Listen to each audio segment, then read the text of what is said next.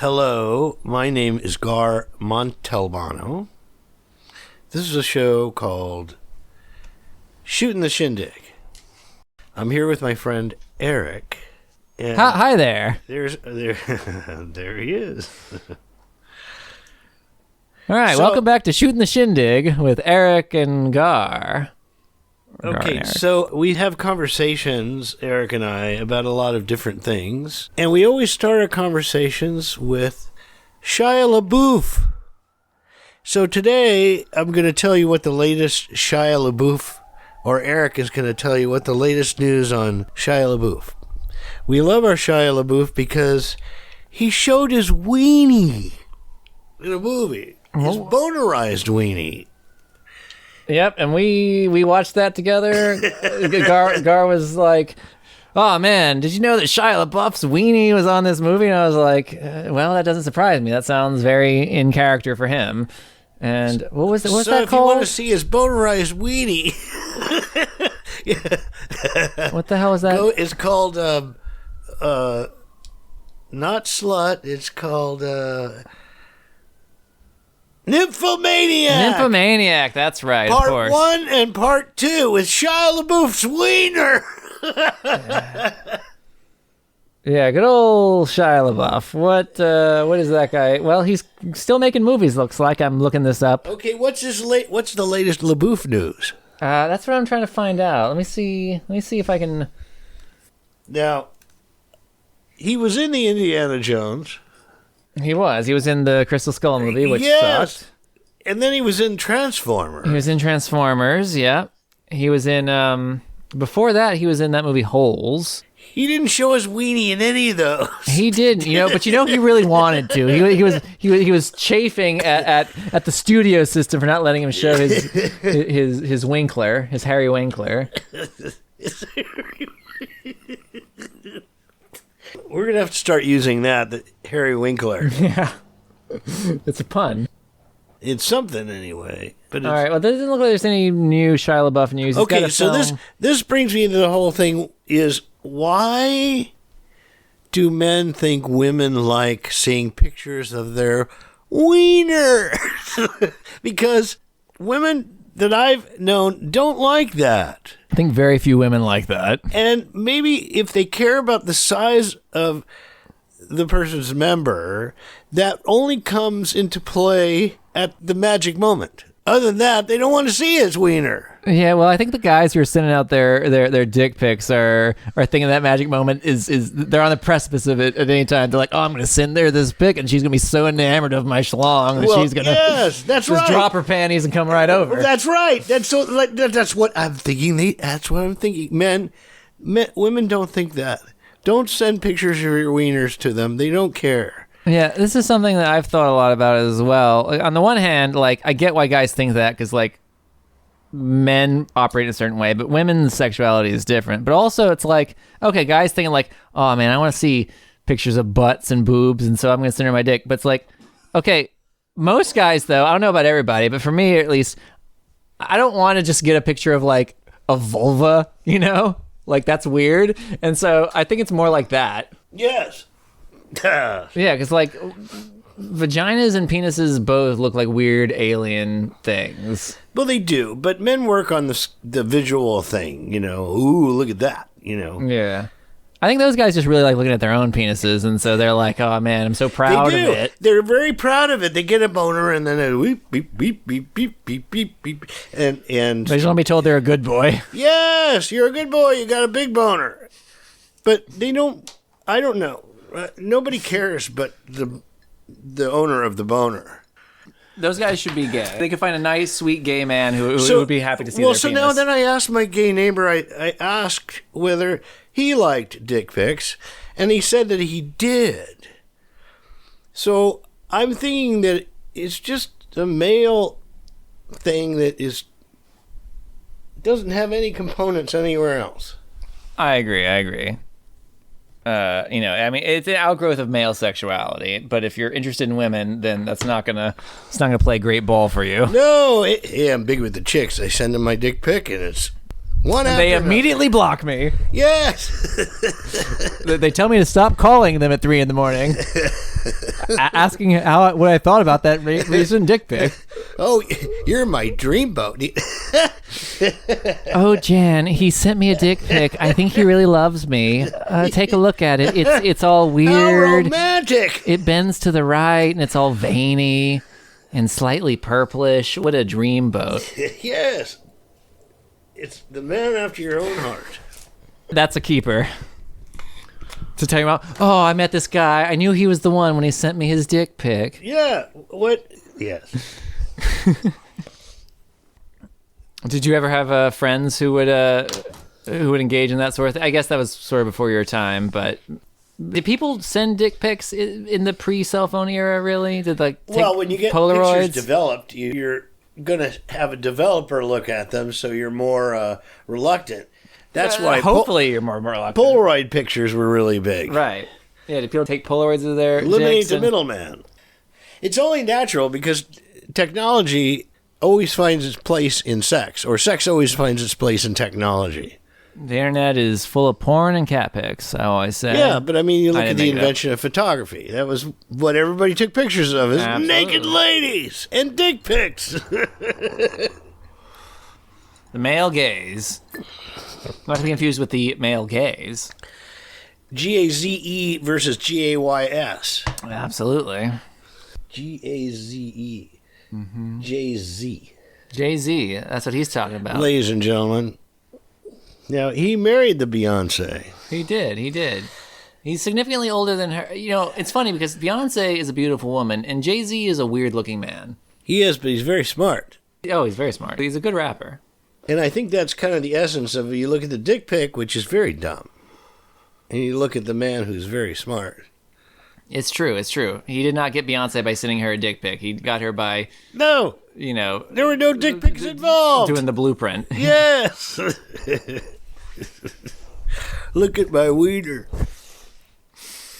What rapper is probably the likeliest to... Or what artist is probably the biggest, like, dick pic sort of...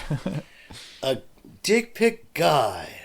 Could be someone who's not terribly confident and not terribly, like, tapped into what people like. Who makes that kind of music? Well, maybe. Or maybe they're just... they don't know any better in that realm. Right. Like, they're fine in everything else. Could be, yeah. I know people like that. Savants in some regard, and absolute dipshits in others. Those are the ones whose money flies out of their pocket for the promise of something sexy. Yeah. I mean, that's what the porn industry is based on. Those kind of guys with more dollars than cents. Right. And God bless them, because they've given us a lot of good porn over the days. Well, where would porn be without that? Exactly. And that's the number one internet activity. Absolutely. As it should be, because it's so deeply instinctual. In reproduction. Fact, well, maybe the people listening to us now are also watching porn. While they're listening to us. That's what they like doing. I think we should encourage that. Our primary audience is people who are... In fact, from now on, okay, turn on your favorite porn and turn on your favorite podcast. Light up the bong, have a drink, and jack it off while you're listening to Garr and Éric shoot the shindig. Bing to the bing. Classic. Yes. Stay tuned for more Shia LaBeouf news. Everybody. Not today, maybe, but in the future. We'll be keeping tabs on old Shia, see what the fuck he's up to. I wonder if they call him Shy for short. That's what they call his wiener. It's the Shia LaBeouf. it had to be hyped up to perform in Nymphomaniac. They had to coax it out. Well, it's okay, Shia. You know, they had to get 3 fluffers in there. Yes. Yeah, did they hire fluffers for that movie? Shia LaBeouf probably hired fluffers if they didn't. He was like, no, I need to... Yeah, it was part of his crew. Yeah, and then he put a paper bag on the dick that said, "I'm not famous anymore." Afterwards, all his condoms say, "I'm not famous anymore." We need to find out we ought to look on the internet right now and find out if there's any of that. comments on Nymphomaniac. Oh, yeah. There's got to be, right? Probably, yeah. They took it off the TV. It was on Netflix. Netflix, yes. Yeah. It's not on there anymore? No. Oh, yeah. We watched it, but just the. I only watched the scenes with Shia LaBeouf's Ding Dong. It is LaBeouf and the Buff. He was LaBeoufing some booze up his labung hole. Okay, we've gone too far with the Shia LaBeouf. Well, I mean, this was your idea. Yes. I don't know what to say. Well, that's the great thing about podcasts is not synchronous, so we can. When I was a kid, I had a tape recorder, and I'd hold the microphone up to somebody, and they'd say, I don't know what to say. So we were talking about the sounds of our own voice. Oh, man, I hate the sound of my own voice. I sound so, like, nasally and like a loser. Everyone I've talked to has said the same thing. Well, you don't hear your own voice the same in your own head. But everyone else does, and if they don't, like... Well, then I hear my voice, and I think to myself, do my friends mind that sound? Really? I think I sound way cooler than when I hear myself. I'm like, oh my God, how do people put up with this guy? That's right. Yeah. Sucks for you, the listener. You have to listen to both our voices as it sounds in the real world. You don't have the joy of being inside one of our heads. So I know that you probably, everybody who's listening, you might have a voice story of your own. If so, I'd say send cards and letters, but that was the old days. Tweet Garr Montalbano and tell him how goofy your voice sounds. He won't read it, but it'll make you feel good. And that's another thing. Why do you comment? What is the point of commenting? To weigh in? Like, oh, good, John Smith weighed in on this. I'm so glad. Hannibal Buress has a great bit where he's talking about the comments on porn sites. Like, you're looking at porn. Like, why do you do it on porn sites? Yeah, exactly. You're jacking off. You're like, oh, I need to comment. Like, oh, I would definitely fuck this bitch. Yes. Yeah, oh, good. Somebody somebody on my side. And then some of them have, like, where you can like it or whatever. And then, like, this concept of likes. It's like, who's commenting? But who's going down there and being like, oh, let me see what the in-depth commentary on this is. Oh, let me like. That was a good one. That was a good. But it's not just porn, it's also Facebook or any social media site. It's like, why do you have to weigh in? People just love to hear themselves talk. They think that they have something very important to say. Somebody goes on vacation in Italy. Oh, I went on vacation. Me too. I went on vacation one time. It wasn't to Italy. It was to Ohio, but, it was the same idea. Well, it doesn't matter if they went to Italy, too. It doesn't matter. Why would I...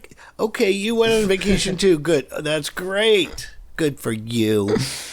Well, but the person posting their original thing, like, also is engaging in the, like, why do people care, It's just like, oh, here's this thing I did. That's what social media is. It's just like, hey, give me a pat on the back because I did a thing. I wrote a song about it called Who Cares What You Think that you can find on my Bandcamp, Garr Montalbano Bandcamp. That's Garr with 2 R's. Yeah, and it's on the From Thin Air album, and it's called Who Cares What You Think, which is sort of about that. Except I actually had a physical friend that thought that I cared what he thought. He thought he cared, everybody cared what he thought. Which is kind of ignorance is bliss. I mean, he went about his business confident that everybody agreed with him, and really, he can die a happy man. Well, good for him. Yeah. Well, don't we all do that? I mean, and you kind of have to do that to a certain extent. I mean, you can't be a nothing. You have to say, yeah, this is what I do. I mean, you have to believe in yourself some. Right. But that's, I think, different. Believing in yourself is different than just... Well, part of that is believing that your friends care about you. Mm-hmm. And social media is the illusion of friends. I'm very lucky, too. I have some very good friends. Éric included. Oh, yes, thank you. And you likewise, Garr. I count you as one of my dear friends. That's why we're doing this silly podcast together. We're going to see if it works. So we've talked about LaBeouf, dick pics. Now we go on to... Weird people we know are making a scene in the grocery store, maybe. You know what's a good thing to do in the grocery store is if you're with somebody, go to the aisle where they have the big packs of toilet paper and then hold it up and yell to them. Hopefully they're on the other side of the store and say, I don't care what you think, toilet paper is not a waste of money. Another good thing to do is if you're going to a changing room at a store or something, pop your head out the door and say, hey, this one's out of toilet paper. Garr loves making a scene in public places. We'll go to the grocery store ahead of these sessions to get some supplies, and he loves making noises or like saying just random things. What are some of your favorites? Well, in that vein, it's really great to walk into a crowded room and just make a sound that they wouldn't have any reason to hear otherwise. Like, cluck! That might be too distorted. I'll try it here. Cluck! And what's funny is nobody really turns around, or they continue about like nothing happened. Or if they, and I know they all heard it, and I know they're thinking, okay, that sounds like a crazy person behind me. I'm not going to do anything, so I don't want him to make that cluck sound again. And I figure that's what's going. And that's funny to me. That I make my little jokes. Garr gets his jollies, making people feel uncomfortable. Well, no, we all have a reality that we exist in that's our own. And sometimes when that reality is jostled, and a lot of times it's jostled by things that aren't so nice, like somebody dying or breaking up with a loved one or that kind of thing, and that jostles people. But it's better to jostle it with joy or with levity. Insanity. A little insanity every now and then. And it's kind of a be here now. Be here now. This person just made a cluck sound. Well, there's definitely something to be said for living in the moment. I agree. And that's one thing that's nice about you sometimes, Garr, is that you pay attention to these little moments and you make these little moments, And that's really, I'm always telling Garr, that's really all that life is just, a collection of little moments and interactions and stuff. That's the fun. Life is meaningless and it sucks, and then you make some meaning out of little things that you like, Yeah, that's all it is. There's one goal in life, and that's to be happy. Nothing else. And, my mom's boyfriend would say, there's a lot of power in the fact that we have some amount of say in our own happiness. That's a scary thing, but you can also look at that as an empowering thing. I'd even say we have all the say in our happiness. Well, I mean, there's some amount of external events that can affect that, like something bad happens or something good happens. And then it becomes about how we react or how we assimilate that or, process that. That's true. We do have control over how we react to things. I've had a lot of practice with that, with not reacting when my immediate feeling is to react and whoever's doing something, get them back, But if you ever watch two people argue, neither of them is listening to each other.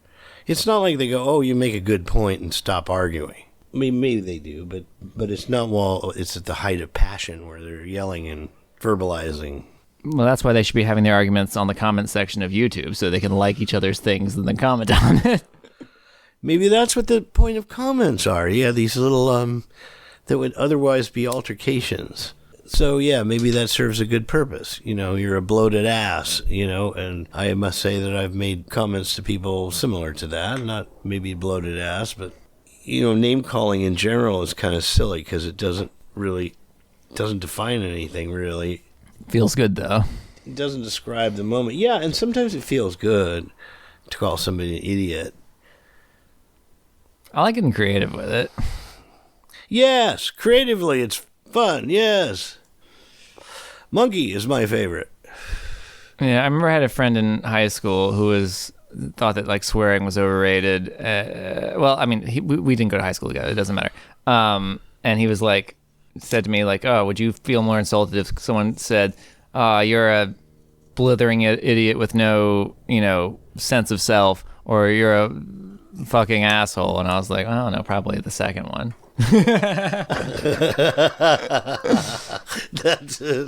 That's what I think I would say that too. That's good. Well, whatever that may not have been the example. Whatever his example of like a more hard hitting thing, I was like, okay, well, I know that's not true. So if someone said that to me, I'd be like, oh, whatever. They don't know me. Right. Whereas the guy who calls me an asshole is just trying to say something injurious. Right. If somebody calls you an asshole and they don't know you don't know my history. I give to charity and I'm nice to my friends.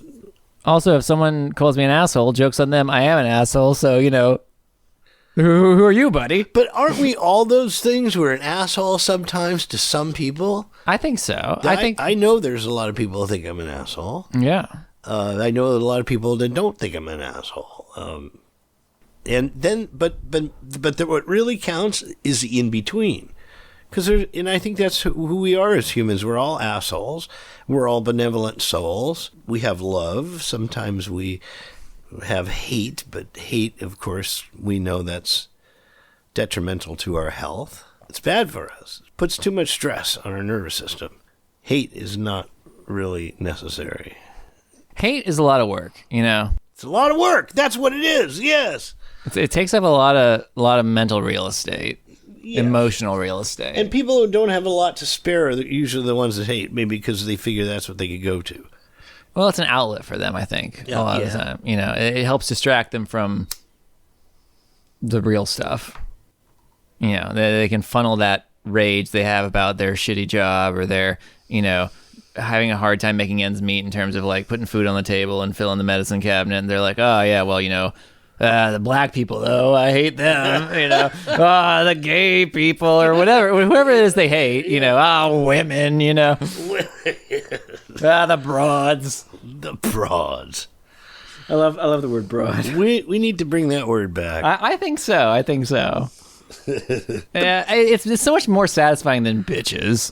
Yes, that broad. There was this broad came in and, What do we have for men? No, we have lots for men. We have lots. Prick. That's a good one. Dick. Asshole is mostly used of men, I feel like. Can be used for either, but jerk tends to be used of men. Yeah. Yeah. There's some good ones. Yeah. Yeah, prick is good. Because it's, it's vaguely sexual as well. So, it ticks a few boxes. Yeah. Well, isn't that funny? That's always what we go to when we think of insults. Well, it's because they're inflammatory. They're inflammatory, but they involve the most basic thing, which is survival and then sex, reproduction. Well, there's sex, there's things related to religion, there's things related to taboo. But there's sex always that don't do this or don't do that. Right. But I just mean in terms of like swear words and things like that. You got things like goddamn, where it's like, okay, that's a religious thing. Yeah, that's true. And then you got like, shit, which is like, poop is bad. Yeah. And then you got like fuck and bastard and stuff like that that's related to sex. Yeah. Yeah, bastard. Like a bastard. Oh, your parents weren't married. And like Jesus doesn't like that, I guess. And that depends on if it matters to you. It's like, yeah, so what? Yeah.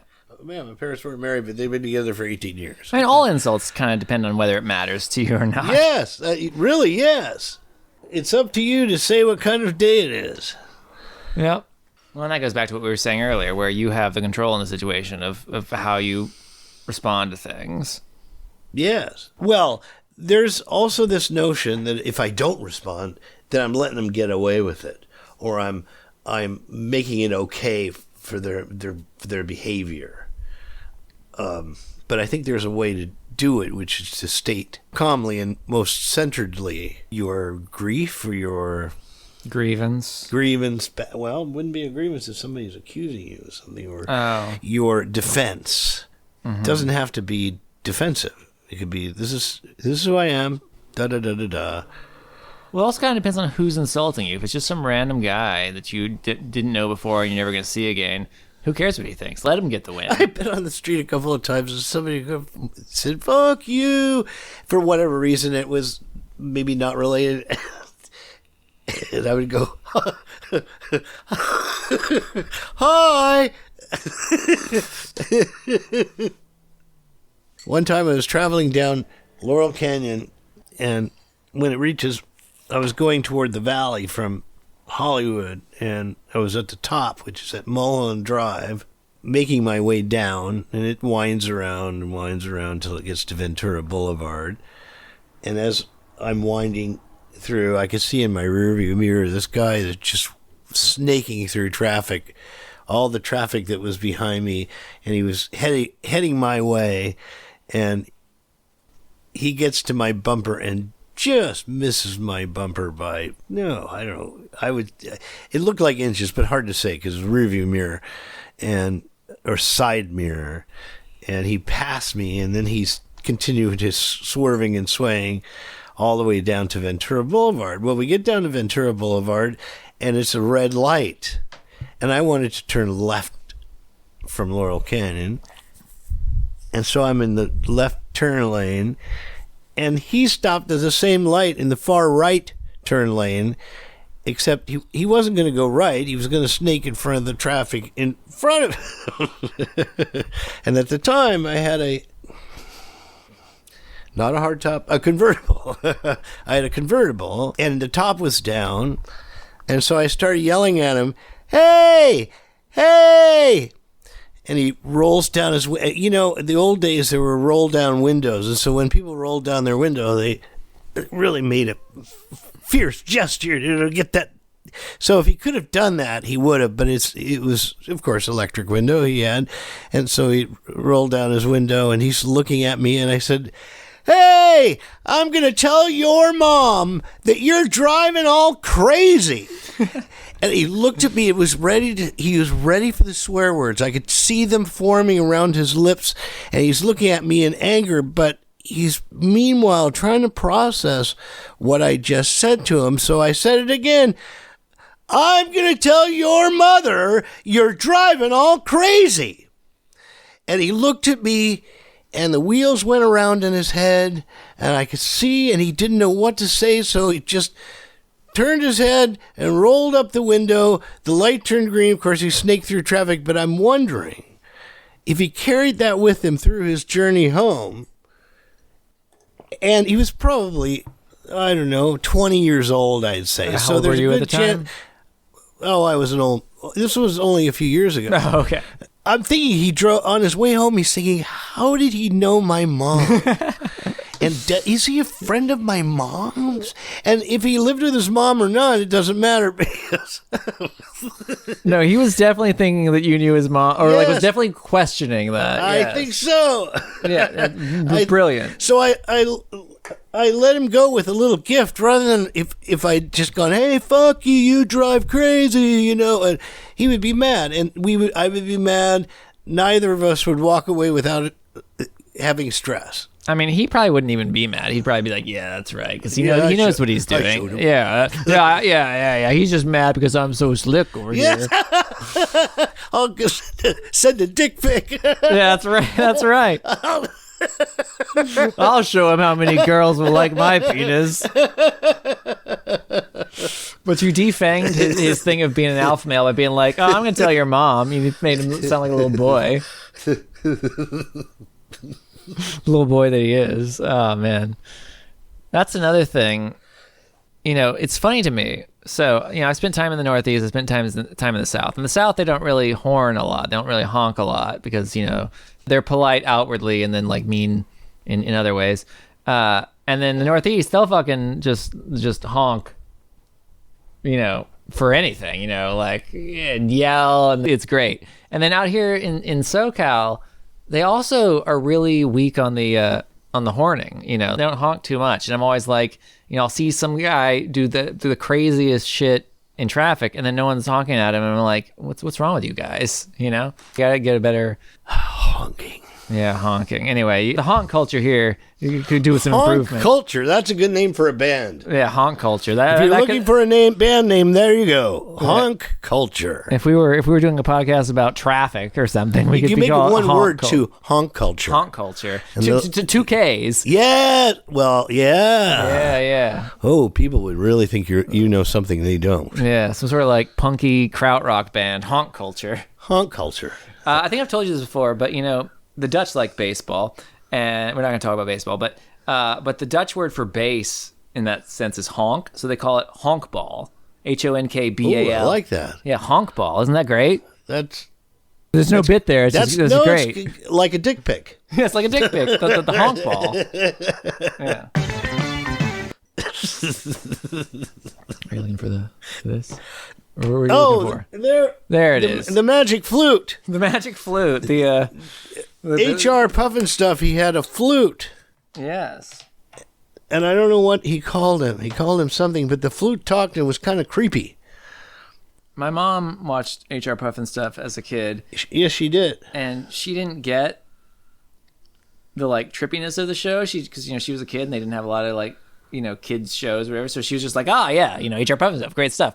And then years later when people be like, oh yeah, drugs or whatever, and she was like, oh, I never. HR Pufnstuf. There's some wholesome shit. And then she would tell me that, and we'd watch HR Pufnstuf together, and I'd be like, man, this is some Puff the Magic Dragon shit. Well, the crazy part is it was two brothers, Sid and Marty Krofft, yeah. One was the businessman, and one was the creative, and I don't know which one was I get them confused. And he was just loony, very artistic, and everything was about his vision and all that stuff. And I don't think there were any mushrooms involved. I think he was just naturally that way. Or at least if he was doing mushrooms, he would have hidden it during those days. It was a different time. Yeah. But it was part of the ethos of the time. Whether let's say Sid Krofft was doing LSD or not, it fit into that 60s ethos. It did. And the show came out in the early 70s. Yeah. But and, it was and there 70, was this 71. There was this trail off the trailing off gets to the kid culture last, I guess. You get the Brady's having their own band and the Partridge Family, and yeah, it was all from there. So it sort of makes sense that you would have this talking dragon and this kid with a flute in his pocket. Sigurd the Sea Serpent. No, there was Cecil the Sea Serpent. No, that's from Beanie and Cecil. Beanie and Cecil, yeah. But in HR Pufnstuf, there was Sigurd the Sea Serpent. No, that was another Sid and Marty Krofft show. Was it? Sigurd and some of you know what it was. They did several of them. Then there was a Bugaloos. Had a very cute girl in the Bugaloos band. Everybody was trying to combine bands with fun cartoon stuff. Yeah, which mostly didn't work, but sure. I mean the Monkees, I guess. Yeah, the Monkees. Yeah. You ever watch Yo Gabba Gabba? Yes. Yeah, that's MC Bat Commander from the Aquabats. Yes. Yeah. And I really liked the Aquabats when I was in high school because they were a nerdy, weird. I like the Aquabats. Yeah. Goofy ska band from SoCal somewhere. They're from the Valley, right? Somewhere. I don't know where they're from. They're from somewhere in SoCal. Yeah, somewhere in SoCal. Somewhere I think in the county, but yeah. Well, for all we know, could be Orange County. I don't think so, but could be. I'd have to check. I at some point knew. Old Travis Barker from Blink-182 and Plus 44 was a raging alcoholic. Oh, was he? I don't know. But he was the second drummer in the Aquabats. He was the Baron von Tito or something like that on their second album, which is one of their best albums. And he didn't mind dressing up like a goofball and just playing good drum lines. He liked it. They had great outfits. Yeah, they did. Oh my God, yeah, they had some weird outfits. Everything worked really well. It did. It's a weird band. Yeah. If only we'd known. Yeah. Well, I mean, I was young when they were first coming around. Well, but they I always remember remind me of They Might Be Giants, which is your favorite band. Not my favorite band, but I do love They Might Be Giants. We're gonna go see them on the 14th. Yeah, Garr and I are gonna go see them on the 14th. We're gonna see what they do. Yeah, we're gonna see how they're playing their third album, which is my favorite, live twice. I don't know what that's gonna. Once in the afternoon. No, once in the evening. No, they're gonna play through it twice. Probably one time straight through and one time. Alphabetical order or reverse order or some weird They Might Be Giants idea. I don't know. It'll be fun. will be fun. I'm looking forward to it. Yeah, the Aquabats and They Might Be Giants do remind me of each other a little bit. They appeal to, I think, a similar crowd. Yes. You know. The nerdy crowd. Mm-hmm. College radio. Yeah. Well. Anyway. So we got off the topic of Shia LaBeouf's penis. Yes. What were we talking about that got us off on the Aquabats? Aquabats. And horning at people. What are you? We were talking about honking and driving. Honking horns, yes. Yeah. Honking. Honking horns of mating dance. Yeah. That's from my song, Buttons to Press. Also on the Bandcamp. Also on the Thin Air album? Or is that on... it's on... Universal Star Market. Universal Star Market. Yeah. Yes. So, Garr, what are we drinking today? What we're drinking right now? White Russian. Yeah, White Russian. Gar's got a good ratio that he does. You do the cream, not the whole milk. Half and half. Half and half. That's what I meant. Yes. Yeah. I think it works better. It coats the stomach. You know, it's a high fat content. You know, I think it works well. I've never had to worry about my diet, my fat intake. It's just how my body works. Likewise, you too, yes. Yeah. I always had Eric a relatively. Too. I mean, I didn't eat a lot of. I wasn't a big eater growing up, but if I did eat a lot, like I had a relatively fast metabolism, so I didn't have to worry about that sort of thing. So I remember as a kid, I would drink. This is boring. I would drink 2% milk because that's just what I would get at like the school cafeteria. And then sometime in middle school, I was like, oh man, fat. I don't want too much fat. I'm going to switch to skim milk. And then when I was like in college or something, I was like, what am I talking about? I weigh like 110 pounds or 120 or something like that, I'm just going to get whole milk and have some nice cow fat in my diet. And so then I just switched over to whole milk. And it's way better. That's the way that, if you don't have to worry about fat, that's the way to go. Just drink the whole milk. Yes. And then the fat you're getting is probably healthier than whatever fat you're trying to cut out of some of the processed foods you're eating. There you go. Yeah. I mean, I don't know. I'm not a nutritionist. Don't So Eric is a vegetarian. He's not a vegan. I'm not a vegan. The vegans are probably right, but I like milk and cheese and butter. You're a big fan of cheese. I love cheese. I like eggs. So I don't know. The dairy industry's definitely rough. I feel like the chicken industry doesn't have to be as rough as because with cows, we're not gonna get off on this, but with cows, you have to like keep them impregnated, and then like what are you gonna do with those calves? You either have to it's not sustainable. You have to like kill the calves, and no doubt, it's very cruel. That's cruel. I feel like with like chickens just lay eggs anyway.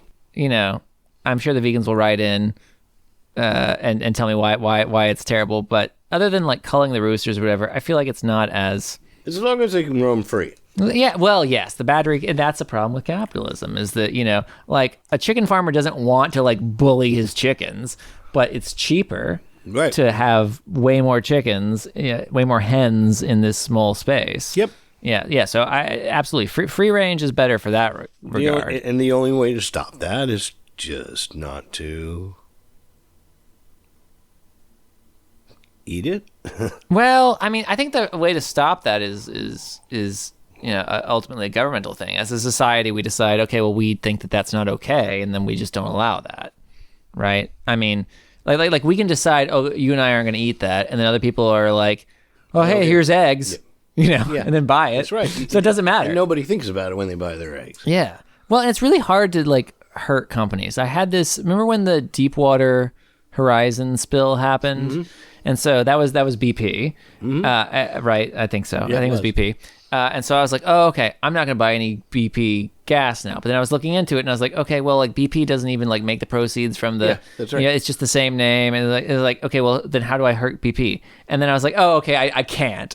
Oh, great. So I was like, well, I'm not going to boycott BP stations because I don't want to like dick over like that guy who owns that gas station. Like it's not his fault. He didn't do anything. Well, they know that. They know that as a company. Exactly. They know there's going to be people like you that'll get it anyway, and it doesn't matter. And that's why global warming doesn't get solved, because they know people will want to but see, gasoline. Yes, but that's not what I'm saying. Is that, like, even the people who didn't get it for that reason, it doesn't hurt BP, because BP is not specifically selling only to the BP stations. You're just hurting that BP station.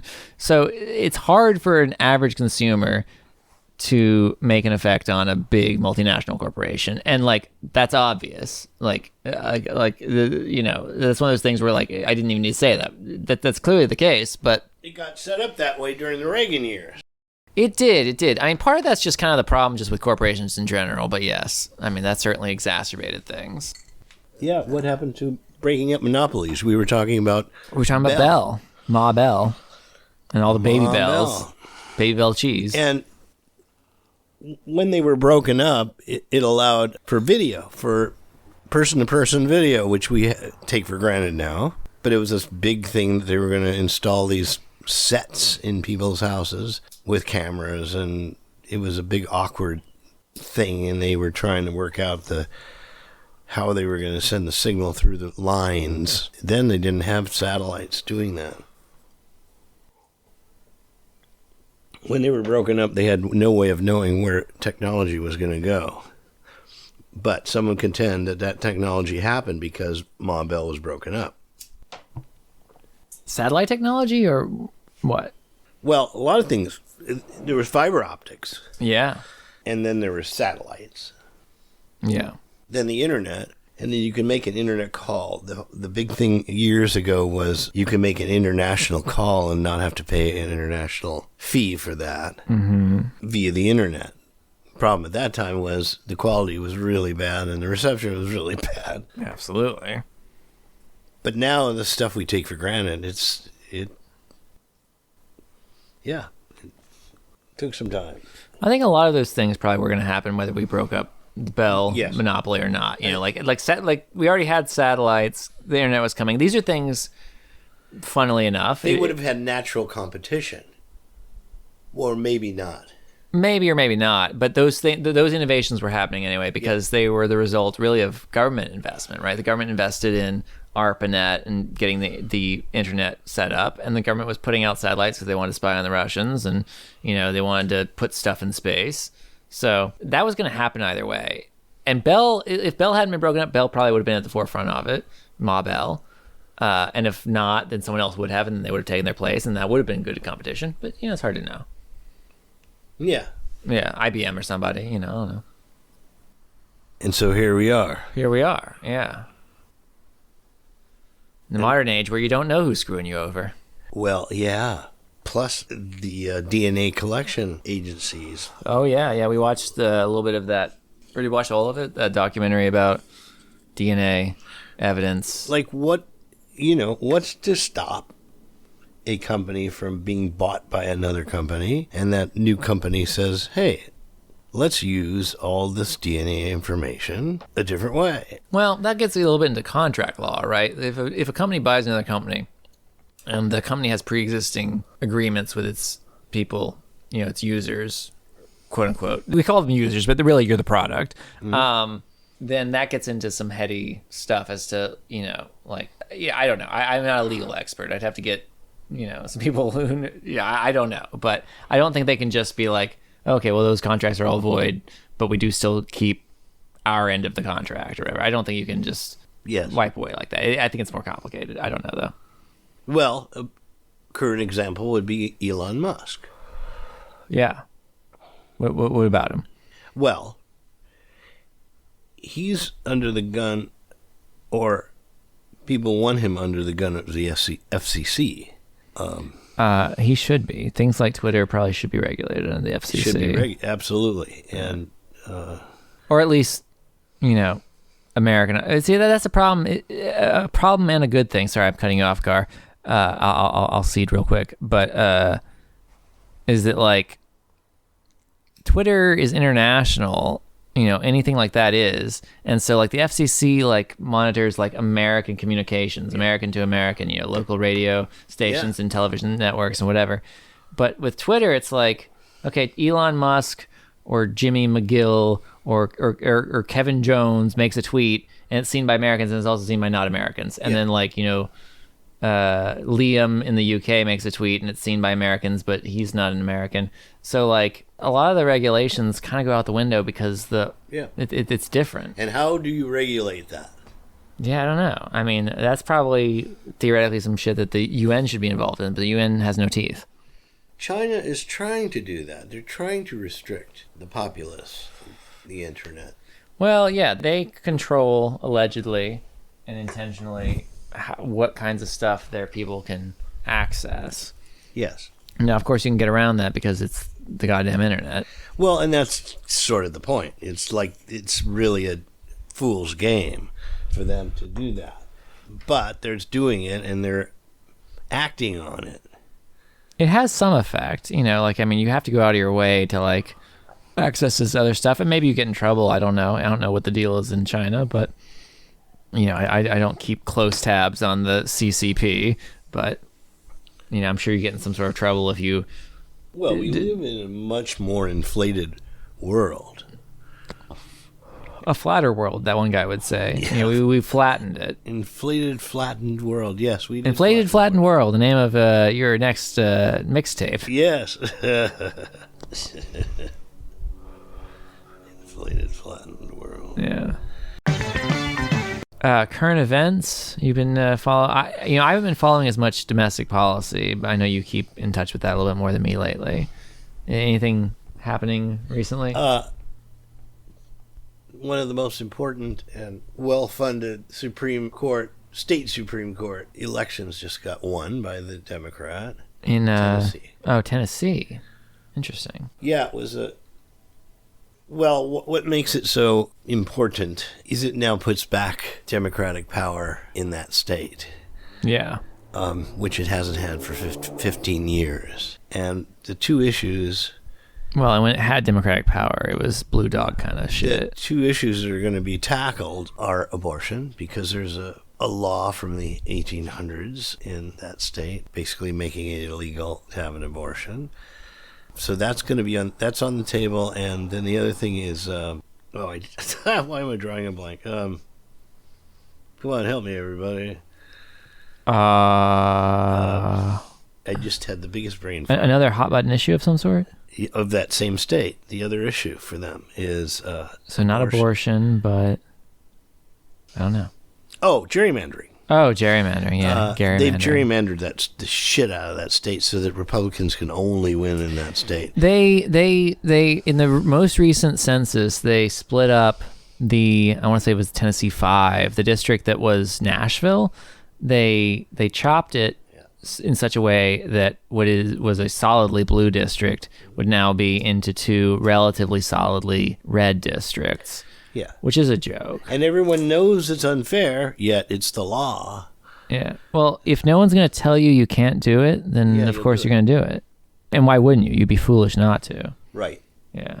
That was, I remember when that happened, that was pretty upsetting. Yeah. So now that I think there's only one blue district. Was it Santorum? Was he the guy in Wisconsin? No, Santorum is Pennsylvania. And I said Tennessee. It's Wisconsin. Oh, okay. Jesus Christ. Yeah, I was going to say Tennessee. Yeah, it's Wisconsin. Yeah, I was like, Tennessee's not going to get a Democratic Supreme Court person, but I was confused. Nah, we'll leave it in. It's funny. Wisconsin. Yeah. So that's not Santorum. That's, what's his name? In the past. Yeah, I know. But Santorum is Pennsylvania, so it's not him anyway. That's correct. I know who you're talking about. I can picture his face, but I can't think of his name. Anyway, it doesn't matter. It's a dick pic. Yeah, it's a dick pic. He's sending it out. He's sending a picture of his face, and he's like, that's a dick pic. There are quite a few faces that look like that. Yeah. You look like an unhatched chicken. Yes. Anyway, so it was abortion, and what was the other thing? Gerrymandering. Oh, yeah, gerrymandering. Yeah. Yeah, they did the same thing, what you were saying they did in Tennessee. They did in Wisconsin. Yeah, well, they've done it in a lot of states. I mean, most states are pretty heavily gerrymandered. Yeah, and it's funny because it makes it look like the Republicans are really powerful, and they're a minority party. Well, if you look at a map, they look really powerful, too, just because... Yes. The populace of those states is nothing. Mm-hmm. Well, that's why they're so big, and that's why those districts are so big, is because there's not a lot of people in them. if you look at a state, there'll be a bunch of big red districts and some little tiny blue districts. But those little tiny blue districts add up to more population than the red ones, depending on the state. But, let's say, for example. Right. Concentration. Yeah. It's not based on concentration. It's based on territory. Right. But, fortunately, the territory doesn't matter. It's the number of votes. Well, yeah, one would think. Well, I mean, that is true. In terms of that sort of thing, in terms of electoral politics, everyone's vote for governor is ostensibly the same unless you're in a state where they're blocking black people from voting or whatever, taking them off the voter rolls. Yeah. Yeah. Georgia. Yeah. Or, maybe blocking access to people who've served their sentence.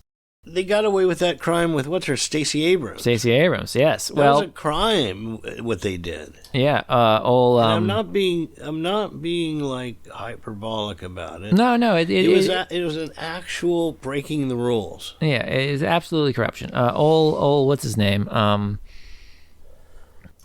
The governor there. I can't believe I'm blanking on this. We're both having it. Yes. Yeah. Not Kent. It's something like that. Is his last name? Here, let's just do. Here's what I do. Yeah. You just Google on your phone. Siri going here? No. Yeah. I don't do this. Let's just do a Siri while we're here. Yeah. Yeah. Grab your phone and look it up. Brian Kemp. Brian Kemp. Yes. Yeah, was the Secretary of State during the election. The Secretary of State oversees election stuff, and so he purged a bunch of people off the voter rolls. And he just did do that. Yes, he did. And it was still relatively close despite him doing that. So Stacey Abrams would have won otherwise. She would have won. And Stacey Abrams, to her credit or maybe to her discredit, however you think about it, took it in stride and then just became a big organizer. She became more powerful actually in some areas. In some respects, absolutely. Yeah. Yeah. Well, and she gave the Republican counterpoint to the State of the Union or whatever year that was, 2019 or whatever. I don't know. Don't quote me. 2020. Unless I'm right, in which case quote me. Yeah, Stacey Abrams, everybody. Yes. Now, whatever you do, do not think about Trump pooping. He had so many... Don't picture that in your head. Don't even think about that. Think about how often Donald Trump was naked in the White House. Just wandering around. Maybe he had some toilet paper stuck to his foot. Yes. Not doing calisthenics. No. Yeah. Definitely don't think about that. Don't think about it. Whatever you do, remember, don't think about Donald Trump pooping. It's the old "don't think of an elephant" idea. Well, it's an interesting little thing about how our brains work. We work through association. So whatever is named is what your brain pictures. Can of soup, you know what it looks like. Camel soup. Andy Warhol. I was about to say. Yes.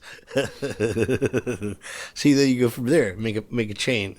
He was from Pittsburgh, right? I don't know. Yeah, I think so. I think he was... we both could be wrong on that. No, I think he was from Pittsburgh. He was definitely from somewhere in Pennsylvania. I think Pittsburgh. He liked to hang out with the Velvet Underground. He did. Nico. Case. Yep. Yeah, Lou Reed. I like Lou Reed. You like Lou Reed? I like Lou Reed, yes. Yeah, I liked... he had some good solo work. Yeah. He was a bisexual guy, and he got treated with electroshock therapy because that's what they did for that. Did he really do that? He did. Wow. Yeah, that's what they did, and that was back in the pioneer days of that. So they really strapped him down, put some leather in his mouth, and zapped him to psych away the bad thoughts or whatever. And what they did was they created the Velvet Underground. They sure did. That would be like the tag for them, the Velvet Underground. Velvet Underground. Created by a chick drummer. I always appreciate chicks in rock bands because they're underrepresented. Broads. Yeah, broads. Yeah, Maureen. What's her name? Maureen Stapleton. Yeah, Mo. Whatever. I'm blanking on her name. Whatever you do. And John Cale and Lou Reed. Maureen Stapleton. Yeah, Maureen something. I can't remember. But anyway, chick drummer. Yeah. Yeah, I like the Velvet Underground. That first record was real good with the banana. It is the banana. Yeah, and then the old Try and think of it any other way. And the old school LP was like a peel and stick, like a window sticker kind of thing. It was. Where you stick it on glass or whatever, and you peel it off, and there's a banana underneath. It's like a pink banana underneath a yellow banana peel. I displayed it proudly in my window. I taped it to my dong and then wandered around. And then took a pic. That's right. I sent it to all the girls, and then they said, ew, and I said, oh, charlatans. She wasn't. Yeah. They're just jealous. They wish they could tape a banana to their clitoris. Banana. Yeah. All right, so have we gone long enough? I think so. Let's record the outro. We've taken it to the limit one more time. All right, guys. So we're saying goodbye. All right, guys. Thanks for calling ourselves Shooting the Shindig. I'm Garr, and this is Éric. Yo. Garr, do you have anything you want to plug? GarrStudios.com. That's right. And just type in Garr. That's Garr with 2 R's. Garr Montalbano, and you'll find him. Bandcamp, YouTube, wherever. All right, and I'm Éric, and you guys keep it up. That's a good end line. Thank you for listening. I dig you, I do. I dig you, I do. I really dig you, I do. I really dig you, I do. I really dig you, I do. I really dig you, I do. I really dig you, I do. I really dig you, I do. I really dig you, I do.